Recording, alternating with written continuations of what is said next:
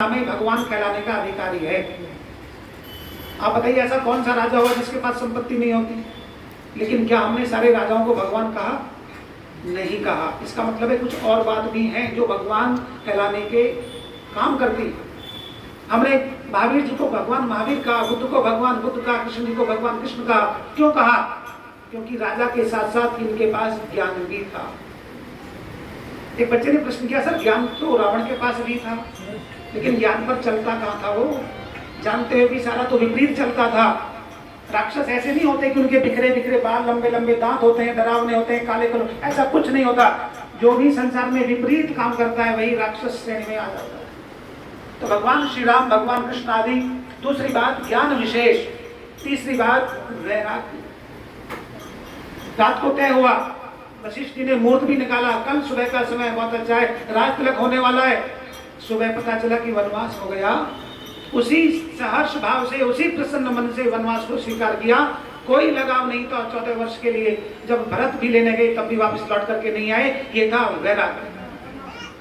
आप दूसरी संस्कृति में देखो, भाई ने भाई को मार दिया, पिता को जेल में डाल दिया, किसके लिए? राज्य के लिए। और हमारे भगवान श्री राम ने राज्य को छोड़ दिया, कहा कि मैं नहीं करूंगा, पिता का आदेश है, भरत राजा बनेगा।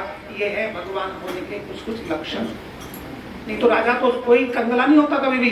राजा धनवान ही होगा, ज्ञान भी हो सकता है, लेकिन जब तक वैराग्य की स्थिति नहीं है उसको आप भगवान नहीं कह सकते। महर्षि दयानंद जी ने लिखा 11वें समोल्लास में भगवान कृष्ण के लिए एक शब्द, वो श्री राम के लिए भी यूज नहीं किया है। उसका कारण था कि वहां पर वो उस पुराण की चर्चा कर रहे थे, भागवत पुराण की। वहां लिखते हैं कि भगवान कृष्ण का चरित्र आप्त पुरुषों के सदृश था। ये आप पुरुष क्या होता है?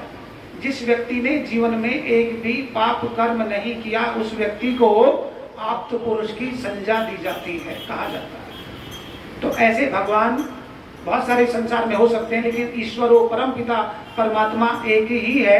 तो मैं कह रहा था कि उसका नाम ओम बताऊंगा कि वो क्यों है।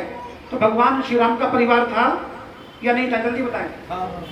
उनके पिता दशरथ, के पिता अज, के पिता दिलीप, के पिता रघु, और पीछे इक्ष्वाकु, और पीछे मनु। बहुत लंबी वंशावली। पत्नी सीता, माता कौशल्या, विमाता कैकेयी, विमाता सुमित्रा, पुत्र लवकुश, गुरु वाल्मीकि, गुरु वशिष्ठ, ये सब थे, विश्वामित्र।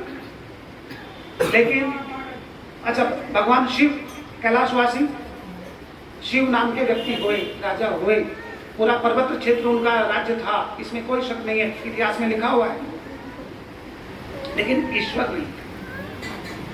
उनका भी परिवार था, पत्नी थी, पार्वती थी। काल्पनिक कथा में गणेश जी हो गए, वास्तविकता में कार्तिकेय उनके पुत्र थे।